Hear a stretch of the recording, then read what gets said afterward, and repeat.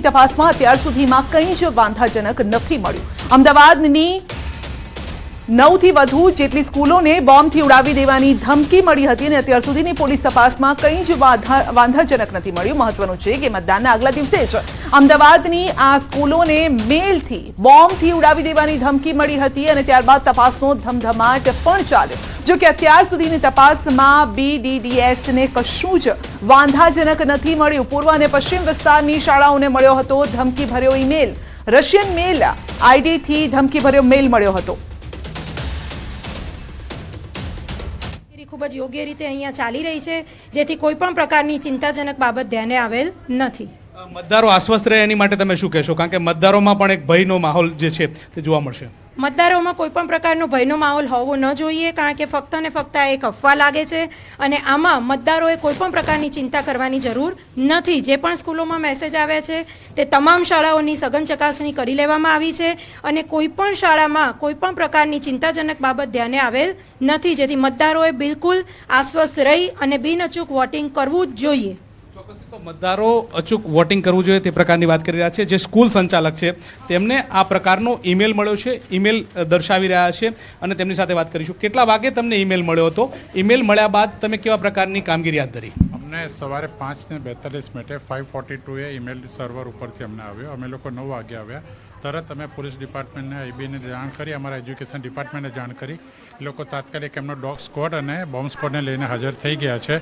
અમારી સ્કૂલ તો ટોટલ બંધ હતી, બધા દરવાજા બંધ હતા, સિક્યુરિટી 24 કલાક અહીંયા હોય છે। એટલે તરત એ લોકો આખી સ્કૂલમાં જે મતદાન મથક છે બધું ચેક કરી, એટલે ગભરાવાની કોઈ જરૂર લાગતી નથી।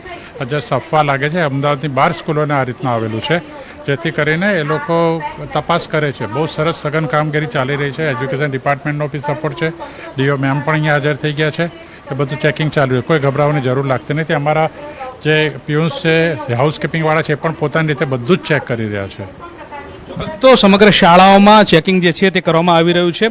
મતદાન મથક જે છે આવતીકાલે મતદાન થવાનું છે અને મતદાનમાં પણ લોકો મતદાન કરવા માટે આવે તે પ્રકારની અપીલ પણ કરવામાં આવી છે। આ ફક્ત ને ફક્ત અફવા હોય તે પ્રકારની બાબતો અત્યારે હાલ તો સામે આવી રહી છે। કેમેરા પર્સન શ્રેણિક મહેતા સાથે ગૌતમ શ્રીમાળી, ન્યૂઝ 18 ગુજરાતી, અમદાવાદ। તો એક ધમકીભર્યો ઈમેલ મળ્યો હતો, પરંતુ હાલ જે તંત્રની અલગ અલગ એજન્સીઓ છે તે અલર્ટ થઈ ગઈ છે અને અલગ અલગ સ્કૂલોમાં તપાસ હાથ ધરવામાં આવી છે। તપાસના અંતે અધિકારીઓએ જણાવ્યું છે કે ગભરાવાની કોઈ જરૂર નથી। ચિંતા એટલા માટે છે કારણ કે આવતીકાલે આ શાળાઓમાં મતદાન પણ યોજાવાનું છે, તો મતદાનની વ્યવસ્થા કરવામાં આવી છે, જેને લઈને જે પણ મતદારો છે જે બૂથ સુધી જવાના છે તેમનામાં કોઈ પ્રકારનો ડર ન રહે તે માટે ખાસ આશ્વસ્ત કરવામાં આવી રહ્યા છે। કારણ કે અત્યાર સુધી જે પણ તપાસ કરવામાં આવી છે તેમાં કંઈ જ વાંધાજનક નથી મળી આવ્યું। તેનો મતલબ એ છે કે ડર ફેલાવવાના હેતુથી આ ઈમેલ કર્યો હોઈ શકે છે। જો કે ઈમેલ કોના દ્વારા કરવામાં આવ્યો છે અને આખરે એનો આશય હકીકતમાં શું હતો તે હજુ સામે નથી આવ્યું। કોઈ એવી જવાબદારી પણ નથી લીધી। ત્યારે જોવાનું રહેશે કે તપાસ એજન્સીઓ હવે જે તપાસ કરી રહી છે તેના અંતે શું બહાર આવે છે। પરંતુ મોટી વાત અહીંયા એ સામે આવી રહી છે કે મતદાન પહેલા આ ડર ફેલાવવાનો હેતુ હોઈ શકે છે, કારણ કે આ પહેલા દિલ્હીમાં પણ આ જ રીતે કરવામાં આવ્યું હતું। શાળાઓને ઉડાવી દેવાની ધમકી આપવામાં આવી હતી, બોમ્બથી ઉડાવી દેવાની ધમકી અપાઈ હતી, પરંતુ ત્યાં પણ તપાસ હાથ ધરવામાં આવી અને જેમાં કંઈ જ વાંધાજનક ન મળી આવ્યું। તો કુલ અમદાવાદની જે છે 16 જેટલી શાળાઓ છે જેને બોમ્બથી ઉડાવી દેવાની ધમકી આપવામાં આવી, પરંતુ આ શાળાઓમાં અમારા સહયોગી પણ પહોંચ્યા। શાળાઓની અંદર જઈને તેઓએ પણ શાળા સંચાલકો સાથે વાતચીત કરી, સ્ટાફ સાથે પણ વાતચીત કરી છે અને તપાસ એજન્સીઓ પણ હજુ તપાસમાં લાગેલી છે। એકાદ કલાકમાં ચિત્ર આ સ્પષ્ટ પણ થઈ જશે, કારણ કે આખી શાળાની તપાસ તેઓ કરી રહ્યા છે। ક્યાં ખૂણે ખાંચરે કોઈ પણ એવી જગ્યા સ્કૂલની હોય કે જે રહી ના જવી જોઈએ, માટે આ તપાસમાં થોડો સમય પણ લાગી રહ્યો છે। કદાચ એકાદ કલાકમાં તમામ શાળાઓમાં તપાસ પૂર્ણ થઈ જશે, પરંતુ અત્યાર સુધીની તપાસમાં તો એ સામે આવ્યું છે, અધિકારીઓ પણ કહી રહ્યા છે કે કંઈ જ એવું વાંધાજનક નથી મળ્યું, જેનો સીધો મતલબ એ થાય છે કે ડર ફેલાવવાનો હેતુ હોઈ શકે છે આ ઈમેલ મારફતે। પરંતુ આ જે ઈમેલ છે તેને જરા પણ તેઓ લાઇટલી નથી લઈ રહ્યા અધિકારીઓ।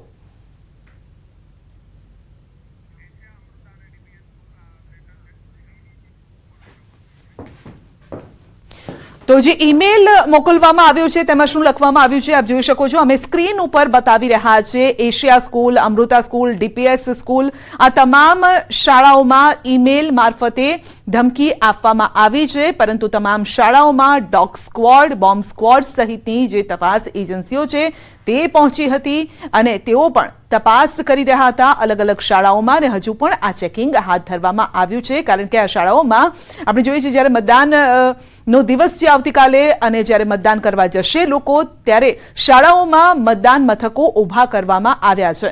માટે મોટી ચિંતાનો વિષય તંત્ર માટે એ પણ છે કે ક્યાંય ચૂક ન રહી જાય. માટે શાળાઓનો એક એક ખૂણો અત્યારે ચેક કરવામાં આવી રહ્યો છે.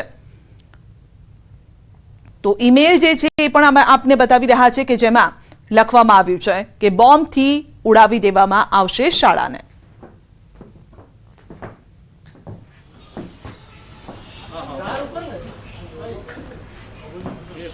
આજે સવારે 6 વાગે કુલ અત્યારે જેટલા કંટ્રોલની વર્દી પ્રમાણે 12 જેટલા અમદાવાદ સિટીમાં અને 4 જેટલા અમદાવાદ ગ્રામ્યમાં સ્કૂલોમાં એક રશિયન ડોમેન ધરાવતી mail.ru મારફતે તમામ સ્કૂલોમાં મેલ આપવામાં આવી છે, મોકલવામાં આવી છે.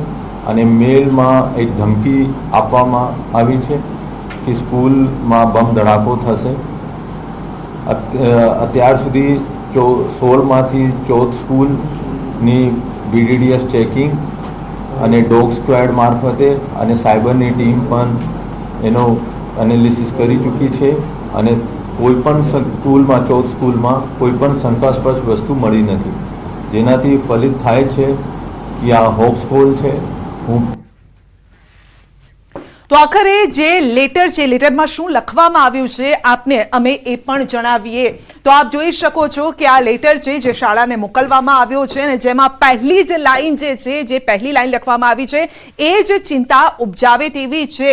એક્સપ્લોઝિવ એટ સ્કૂલ કહેવામાં આવ્યું છે, અને એનો મતલબ એ છે કે બોમ્બ જેવી કોઈ પણ વસ્તુ જે છે એ કોઈ સ્કૂલમાં રાખવામાં આવી શકે છે. અને આ જે લેટર છે તે આપવામાં આવ્યો છે અમદાવાદની અલગ અલગ શાળાઓને મેલ દ્વારા મોકલવામાં આવ્યો છે, અને જેનો સીધો મતલબ એ છે કે તમારી શાળાને બોમ્બથી ઉડાવી દેવામાં આવશે. હવે આવો કોઈ પણ લેટર જો કોઈ શાળાને મળે તો કોઈ પણ શાળા સંચાલકો જે છે તે ગભરાઈ જતા હોય છે. અને જ્યારે ગભરામણ થતી હોય ત્યારે, કારણ કે આ જે સવાલ છે તે બાળકોને લઈને આ સવાલ છે, બાળકોના ભવિષ્યને લઈને, બાળકોના જીવને લઈને સવાલ છે. કારણ કે એક શાળામાં સેંકડો, હજારો વિદ્યાર્થીઓ ભણતા હોય છે, અને જ્યારે આ પ્રકારનો મેલ આપવામાં આવતો હોય, સેન્ડ કરવામાં આવતો હોય, ત્યારે ચિંતા જરૂરથી થાય. જ્યારે આ મેલ મળ્યો ત્યારે જે પણ સંચાલકો છે તેઓએ પોલીસને જાણ કરી, તંત્રને જાણ કરી, અને તંત્રની ટીમ તુરત જ આ શાળાઓમાં પહોંચી ગઈ. 16 જેટલી શાળાઓ છે અમદાવાદની, અને ત્યાં આ મેલ મોકલવામાં આવ્યો છે.